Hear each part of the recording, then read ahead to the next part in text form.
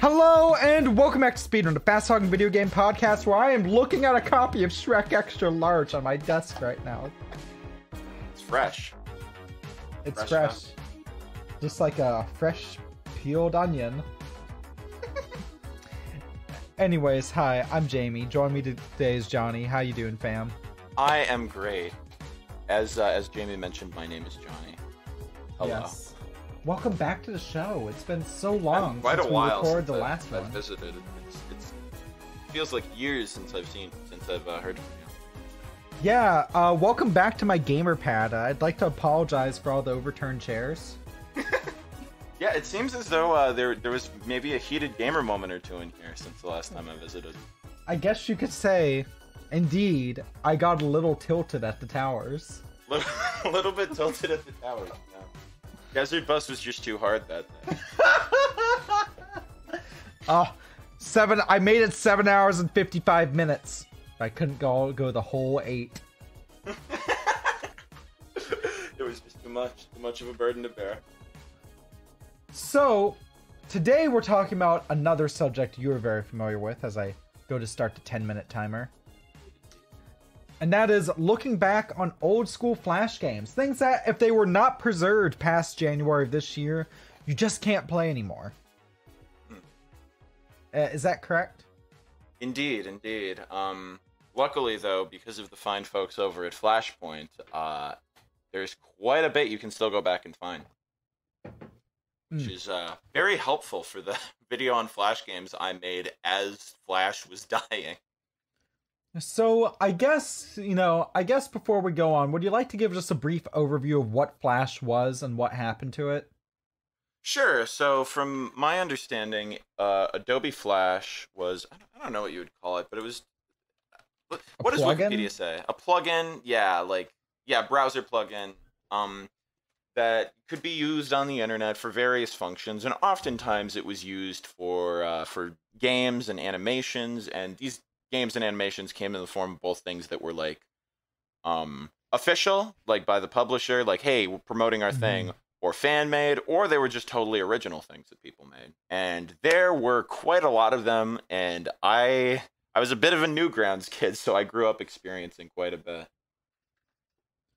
And it was really cool because some of the ones I remember was Mega Man vs. Metroid, Super Mario Flash. I played Super Mario Flash all the time. Do you remember the level editor? That was the part I played all the time. Like, it was so good. Alright, like, not all of the levels were good, but in the pre-Super Mario Maker society. Oh, yeah, no, it was great for what it was. I know there were a lot of games you could download that could do that, but I was a kid. I didn't know how to download anything. I will say, I thought it was funny, on that website, they'd sort the levels by like best, good, mediocre, and bad. Mm-hmm. And then when you submitted a level, it would be pending for a while, and people would like rate it. And if your level got rated bad, it would be taken off the website. And I believe because of this, only a scant few levels of mine probably survive. Oh no. Which, I mean, I get it. That's democracy and action, I guess. That's true. I mean, also, like, I presume eventually there's going to be a lot of server space taken up by bad levels. I don't know. Right. But, it's a fun distinction. What else? Ultimate Sonic Flash, which was like half a Sonic Advance game. Yeah, I feel like I played that once or twice, but I definitely didn't have quite as much experience with it. And then one of my personal favorites as a Mega Man game was a Mega Man fan game where it was basically Mega Man but gender bent, called Roko-chan. Oh yeah, I played it. It's weird, I didn't play Roko-chan back in the day, but I played it I want to say 2 years ago. And I had quite a bit of fun with it. It's one of those Flash games that's very impressive in terms of how closely it's able to mimic the original, because it feels like it's more commonplace now for fan games to really nail the feel of the original games. Mm-hmm. But back in the day... you were lucky if you didn't get MS Paint graphics. Oh, yeah. Even otherwise good Flash games totally destroyed by inaccurate physics on occasion. So it's nice to see the ones that put in that extra bit of effort. Also, the character design for Roko-chan is wonderful. It was such a really good, solid game. Like, honestly, the first time I played, I was like, oh, is this like an in-browser NES emulation? I was like, oh, no, it's just a Flash game. Yeah, it matches up, like, pretty closely. And I think there's, like, some original art for the game that looked really good, too. Like, it was well done. A lot of Flash games kind of recycle assets. That one had a lot of original stuff, and it worked out nicely. Goodness, what I mean, we gotta talk about the how do I put it, the Flash game mecha, that, or what used to be back when Flash was around. Of course, that's Newgrounds. Oh yeah, such wonders awaited on Newgrounds. I'm trying to remember some of my favorite things because there was definitely a period where I was more into the Flash animations, but as far as the games go, I mean, obviously we got to talk about Super Smash Flash 1 and 2. Yeah. Oh my god. I got such a brief taste of Smash Brothers Melee back in the day because my brother let me play his GameCube, and I played it so much that I got bored of it. And then he was like, "All right, I'm taking the GameCube. I'm moving out." And I was like, "Wait, no, I want to play Melee again." And so I filled that void with Super Smash Flash, which is charming in its own sort of way. If I'm remembering correctly, I guess two interesting little tidbits about that game are one, it has a lot of characters that are not in Melee, including the creators Sonic OCs. That's funny. I always thought they were like real characters. Cold And also Steel the Hedgehog. Yeah. What was the other one? Blade. Yeah. Blade. Reggie the Hedgie. Reggie the Hedgie. Reggie the Hedgie. Original character, do not steal. His body is ready. Oh no, it's Reggie Fils-Aimé. Oh dear. And the other thing, if I'm remembering correctly, I believe the narrator for that game was Kira Buckland, who did a lot of like Flash voice acting in that kind of era, and then went on to just like voice act in actual anime and games, which is cool. Oh, that's really awesome. Yeah, I should see if I can verify if that was her. The other thing yeah, that was her. The other thing I super remembered her for was not a game, but it was the animation series Brawltons. She was in that as well. Brawltons? I've never heard of that one. It's okay. Brawltons is kind of interesting. Do you know who Kerbifer is? Yes. Yeah, so that was him. Him and Kira Buckland made that, and they made like 3 of them. And back in the day, I used to think it was the absolute funniest thing in the world. And I think, like, some of it has aged well, some of it not so well. But it's Newgrounds humor. Exactly. It's in that kind of wheelhouse if you've seen some of those animations. And it got to be like a running joke with time, like, oh, when's he gonna make another one? When's he gonna make another Brawltons? And then years later, he posted Brawltons 4 to his YouTube. And it's just like his rotting corpse outside of a window.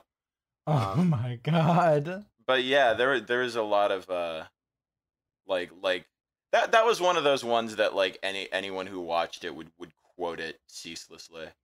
I think my favorite bit from there is he gave Pikachu like a very like gruff voice. It made him like just kind of like he's like, "Hey, I'm fucking Pikachu," like that kind of. Oh, you mean like in the old like Egoraptor animations? Oh yeah, exactly. I believe Curvifer and Aaron were friends for a while. It's definitely like the same sort of style of humor. All right. I think I vaguely remember some of that. Yeah, there were definitely like I don't know how far we want to get into animations given the limited time, but I mean there are definitely a lot of things like that. Like it was Bowser's Kingdom and fucking I remember this one series where it was Kirby having to save the president. Oh wait, I'm trying. That's like the vaguest like. Do you remember that one? It's like so vague. I feel like I saw it, but I don't remember like anything. Hang on, let me look. And for some reason, Kirby just sounds like a regular ass like dude in his 20s. Those are always. I feel like that was kind of the thing for a while. Is just like taking a pre-established video game character, but instead of like making them like, oh, this is how they act in the games that they're in, just like giving them like that sort Making of like them an average author joke insert. kind of thing. Exactly. Yeah. That's kind of what Bowser's Kingdom was too. It was like it focused on like the Mario enemies, and all of them just had like regular voices.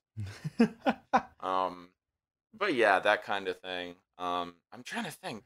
I swear to God, there were other, especially Mario ones that I saw, but I'm struggling to remember a lot of them. It's been I quite a guess while. on the complete other end of thing, do you remember when certain game companies would do like official Flash games to promote like their actual projects? Like I remember a while back, Jazzie. Oh, sorry. I think this was like episode 3 or 4. We did this where she talked about playing a Bionicle Flash RPG that was official. Oh, like an RPG? That's like really yeah, like ambitious. an RPG style. Yeah, but it was a Flash game. The only other RPG Flash game I can think of offhand is Sega's partial recreation of Sonic Chronicles: The Dark Brotherhood. Was that in Flash? Yeah, I think it was like a really small part of the game, but from what I understand, it was like way more faithful than it should have been. Sega had a couple. I talked about the Monkey Ball ones in a video, but there were a bunch of Sonic ones too. Like there was one that was like a Sonic 1 recreation. There was one that was a Shadow the Hedgehog themed Flash game. Quite a few. So we just hit time, and I gotta ask: of all the Flash games you remember playing, we all know Roko-chan was my favorite. Which one was your favorite? That's a very difficult question. Because a big part of me is tempted to say Super Mario Flash just because of how much time I devoted to it. Mm-hmm. Oh no, I just remembered. Not Super Monkey Ball Mini? Not Super Monkey Ball. God no. I love Super Monkey Ball, but holy fuck. So there was this game on Newgrounds called Hunkamatic 2, where they'd have pre-recorded samples of guitars and bass and drums, and you could make songs, and like you could customize your band members and everything. And I thought that was so cool that I went to punkamatic.net, where there was an entire community for this Flash game, and I was an active member of that website for literal years. So yeah, I guess it would have to be that one. I spent like a ceaseless amount of time in that game, and to this day, I think, like, obviously, like, I played that game before I really got into making music myself, but as a kid that like couldn't play like a single chord on guitar, but loved that sort of music, I got quite a bit of mileage out of that. Honestly, I think there's something to really be said for that, because that's such a unique, like, that's not a derivative thing like a lot of Flash games where that's completely original. Yeah, it was cool because you could tell there was like a little Guitar Hero influence there, but it wasn't like it was trying to be Guitar Hero. It was its own thing. Right. But yeah, it got to be that one. Excellent. So, on that note, where can folks find you on the internet? I spell my name Jonii, which a lot of people think is Jonii, but it's Jonii. So type that into the YouTube search bar. You'll see me. I'll be hanging out there, probably like a Monkey Ball video or something, but my channel's on top. And if you go to my channel, there's some other links on my channel, or you could just type it into the websites themselves. I have a Twitter account that's JONIIVEE, Johnny V. I have a Ko-fi, same thing, JONIIVEE. And I have nothing else. That's it. Nothing else? No gamer moods? No, listen. I will say, if anything ever gave me a heated gamer moment in the history of my life, Super Monkey Ball Mini. Actually, speaking of Monkey Ball, we're going to need to have you on for a Monkey Ball episode when Banana Mania comes out. Oh yeah, hell yeah. I have that pre-ordered already, so I'm good to go. Me too. That Sonic Colors Opened and Pokemon Brilliant Diamond. Oh my god, yeah. Like, suddenly, this game, this year, not to get too off track, but this year, I was like, okay, I'm just gonna get Pokemon. And then all of a sudden, they announced all this shit that I'm getting. I just bought Tony Hawk today, and... On Switch? Yeah, that just came out today. And I pre-ordered Doki Doki Literature Club Plus, and I'm getting Monkey Ball and Pokemon, and probably Metroid, and probably Sonic Colors. And there's just a lot. There's been so much unexpectedly good stuff. I need to pick up the new Famicom Detective Club. Oh yeah, me too. I've been meaning to play that for a while. Oh, the Advance Wars game too looks really good. Yeah, from Way Forward. Yeah, from that's Way Forward. I didn't realize it was them at first, but upon knowing that and rewatching the trailer, that super looks like their art style, and I love it. I think it's a great fit. What this means is we're for sure gonna have to have you back on the show, both for Monkey Ball and maybe Advance Wars, maybe talk some Advance Wars sometime. We'll see. That one might be interesting because I am adamant that I'm getting the Advance Wars game, but I have never played an Advance Wars. Neither have I. Oh, that could be interesting. We both play Advance Wars, and we get Jazzie on as well, and we all talk about Advance Wars.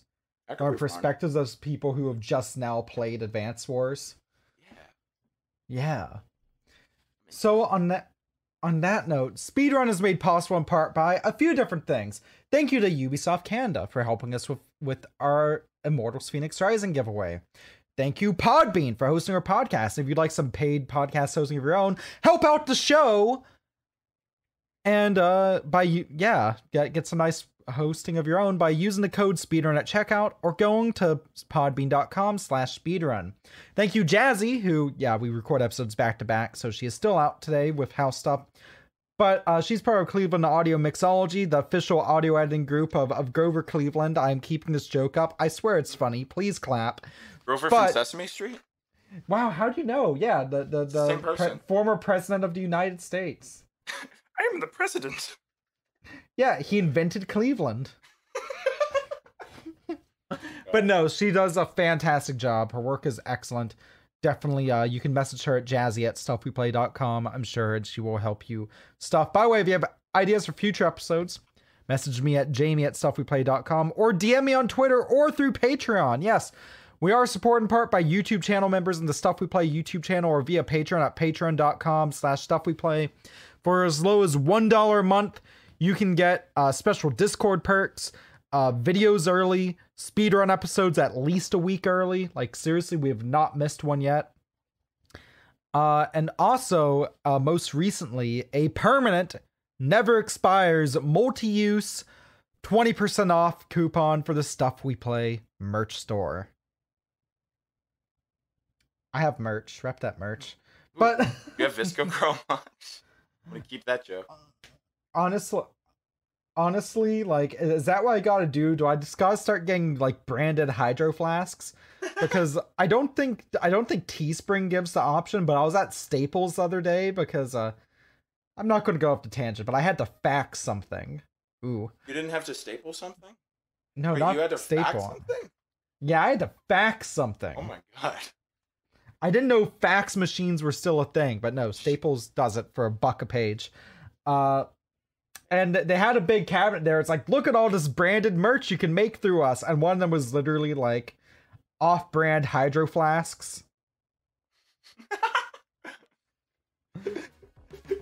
So there's demand, and you message me at Jamie at stuffweplay.com about it. I will do it. If enough people ask me, I will do it, because I have self-image problems and I crave the acceptance of others. It is my new goal to get the Twitter hashtag Jamie Flask trending for even but a brief moment of time. So when this episode goes live, when you listen to this, do it. It'll make us feel good. Make me feel good as I sip. I'm actually not even drinking from the Visco Girl glass. I'm drinking a peace tea. So on that note, I have been Jamie. I've been Jonii. Thank you very much for listening. Stay classy, and I'll see you next time.